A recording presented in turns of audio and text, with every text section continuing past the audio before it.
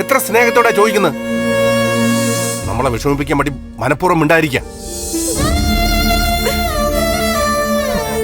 സിദ്ധു,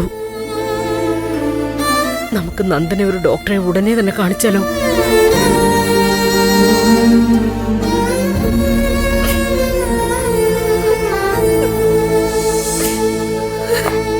നീ കരയാതെ മോളെ, നേരെ ഒന്ന് വെളുത്തോട്ടെ. നമുക്ക് എന്തെങ്കിലും ഒന്ന് തീരുമാനിക്കാം.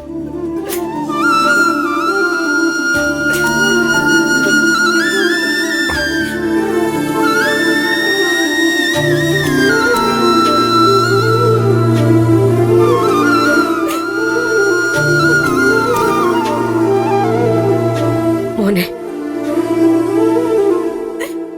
കുടിക്കാൻ എന്തെങ്കിലും എടുക്കട്ടെ?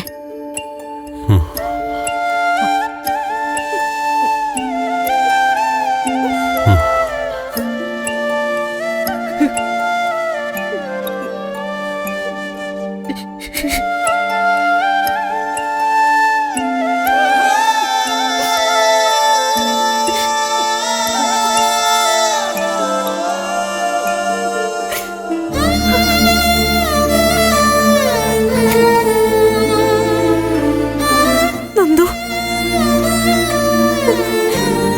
എന്താ പറ്റിയ?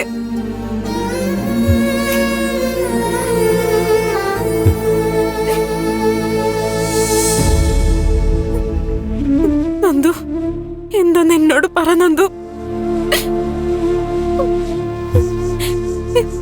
നന്ദുന് എന്താ പറ്റിയേ?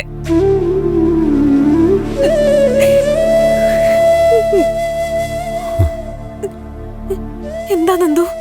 ഇത്തിരി വെള്ളം.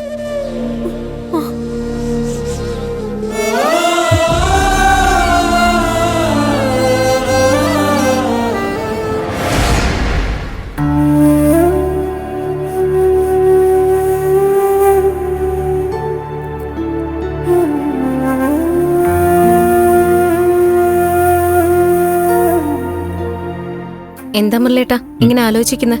ഏയ് ഒന്നുമില്ല. എനിക്കറിയാം, നന്ദന്റെ കാര്യമല്ലേ? നന്ദനും ദേവികയും അവരുടെ ജീവിതത്തിലെ ഏറ്റവും വലിയ പ്രതിസന്ധിയിലൂടെയാണ് കടന്നുപോയിക്കൊണ്ടിരിക്കുന്നത്. എന്നോട് പറയാത്തത് പോട്ടെ, ദേവികയോട് പോലും പറയാത്ത രഹസ്യം നന്ദൻ മനസ്സിൽ സൂക്ഷിക്കാന്ന് വെച്ചാ ആ രഹസ്യം അത്രയും കുഴപ്പം പിടിച്ചാണെന്ന് അർത്ഥം.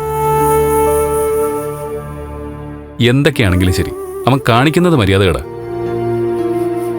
സത്യത്തിൽ ചെകിട്ടത്തൊരെണ്ണം കൊടുക്കാൻ എനിക്ക് തോന്നിയത്. ദേവികയെ പോലൊരു ഭാര്യയോട് കാര്യങ്ങൾ മറച്ചു വെക്കാന്ന് വെച്ചാ നന്ദൻ എന്തോ പേടി കാണിക്കുന്നല്ലേ പറഞ്ഞു? അതെ, നിലവിളിക്കുക, പേടിച്ച് മുഖം പൊത്തി വെക്കുക. എന്തെങ്കിലും കുറ്റമൊക്കെ ചെയ്തവരാ സാധാരണ ഇങ്ങനെയൊക്കെ പേടിക്കുന്നത്. അത് നന്ദൻ ഇനി എന്തെങ്കിലും തെറ്റ് ചെയ്തിട്ടുണ്ടോ? നന്ദൻ എന്ത് തെറ്റിയാനാ? അല്ല, ഞാൻ വെറുതെ ചോദിച്ചതാ. നന്ദന്റെ രീതികളൊക്കെ വെച്ച് ചിന്തിച്ചപ്പോ ഇനി അങ്ങനെ എന്തെങ്കിലും പേടിയാണോ? വെറുതെ തോന്നിയതാ. അവൻ അങ്ങനെ ഒരു കുറ്റം ചെയ്യാനായിട്ട്. അല്ല എന്റെ മുരളേട്ടാ, ഞാൻ പറഞ്ഞ അങ്ങ് സീരിയസ് ആക്കിയോ? പല വഴിയിലൂടെയും കാര്യങ്ങൾ ചിന്തിച്ചു, അപ്പൊ തോന്നിയതാ. ഇല്ലില്ല, വാദത്തിന് വേണ്ടി നന്ദൻ അങ്ങനെ ചെയ്തു എന്ന് വയ്ക്കാം. പക്ഷെ അവനത് എന്നോട് പറയില്ലേ? വീണ്ടും ഞാൻ വെറുതെ ചോദിക്കുന്നതാണേ. തുറന്നു പറയാവുന്നതിലും അപ്പുറത്ത് എന്തെങ്കിലും കുറ്റമാണ് ചെയ്തതെങ്കിലോ? അത് ശരി, നീ പറഞ്ഞു അവനൊരു ക്രിമിനൽ ആക്കുമല്ലോ. അവൻ ആരെങ്കിലും കൊന്നിട്ടുണ്ടാവുമെന്നാണ് നീ പറഞ്ഞു വെക്കാൻ പോകുന്നത്. ഞാൻ പറഞ്ഞില്ലേ, എന്തു ചോദിച്ചിട്ട് നന്ദനൊന്നും പറയുന്നില്ല.